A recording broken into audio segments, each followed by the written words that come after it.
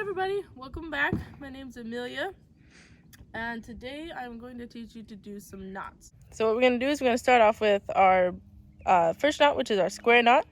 That is going to be, it's basically your most basic knot that you'll use. So if you get this one down, you are set to go on knot tying. So I'm going to start off with my left hand side of the rope and my right hand side of the rope, and I'll call them that throughout the video, just so we don't get too confused here. And what you can do to start this is we're either going to go right over our left or left over our right. I'm going to start out with my left over my right. I'm just going to make an X there. I'm going to take my left side of the rope and I'm going to go down, under, and back up, just twisting it around the right hand or the right hand side of the rope. And now what I'm going to do is I'm going to take it back over here to my right hand side, and I'm just going to make another X. And with that, I'm going to go down, under, into the hole that we made, pull it tight. As you can kind of see, we got somewhat of a square going here, and that is your square knot. So our next one we're going to do is a bowline knot, and this really helps for hitching your boat to the dock, or any type of hitch that you might use, tying your tent down. So what we're going to do here is as you see, I wrapped it around this pole. What I'm going to do is I'm going to make a loop with this side of the rope. As you can see, the part that goes to the pole here is underneath my loop. So just like that. What I'm going to do is I'm going to take the other side of the rope.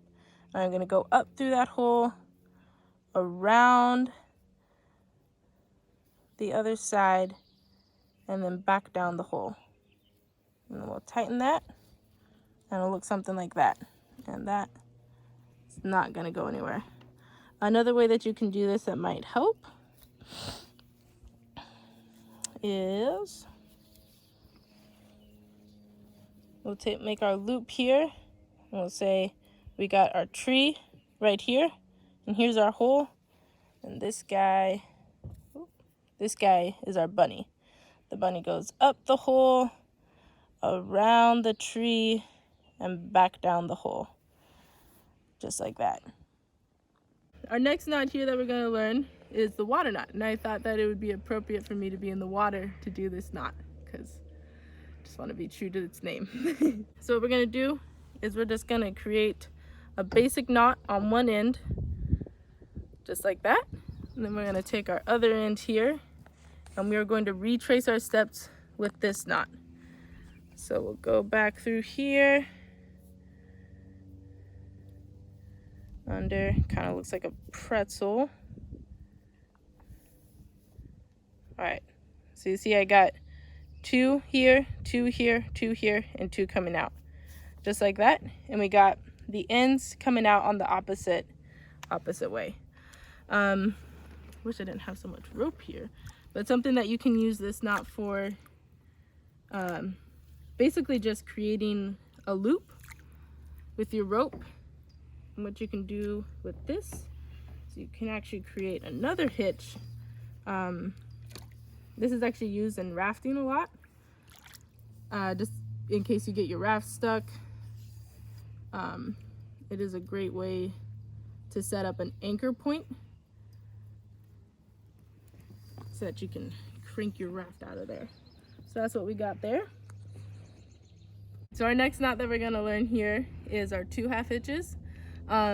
This is a great one for tying up your boat as well. The one thing that I mainly like about this knot is that you can shorten it or loosen it, depending on how much slack you need. So let's get into this.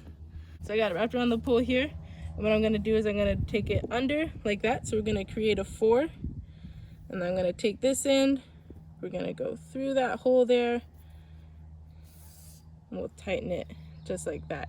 Now what I'm going to do is I'm going to create a D, and then we'll go under and through the hole, just like that. So you can kind of see what it looks like there. You got the string coming out through the middle of these two, and loosen it or tighten it. All right, so our next one that we're going to learn here is called our Half Hitch knot. This is a fairly simple knot that you use to, once again, hitch your boat to the dock, tie your tent down, or if you need to attach something to a stake in the ground or a tree. It's a fairly nice knot if you want to use a knot where you're not actually necessarily tying the rope together or in any knot. What we're going to do here is we're going to wrap it around the pole. We're going to take this end, we're going to go under, and then we're going to come up over this end or this part of the rope right here, and around the pole again. And then what you're going to do is you're going to loosen this a little bit, and we're going to thread our end back through there. So it's just like that. And as you can see, it's not necessarily in any knot right now. It's kind of hanging there loosely.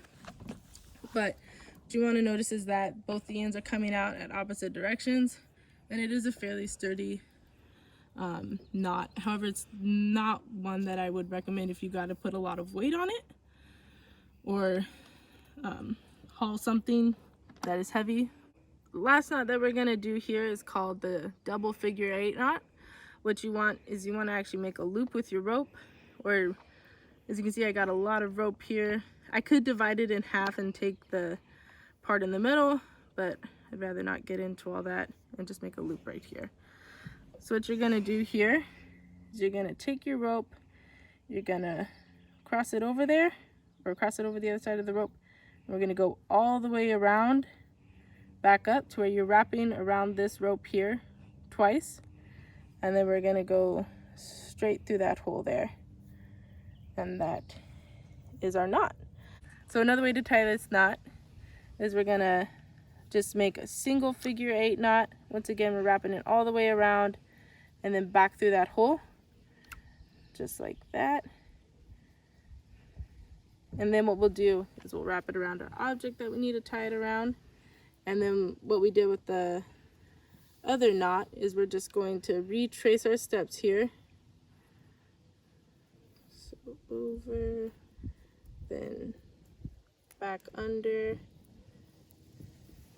And it might help if you had your first double 8 knot a little loose. That way it's easier to retrace. Then we're gonna go back through that hole there. And there's your figure 8.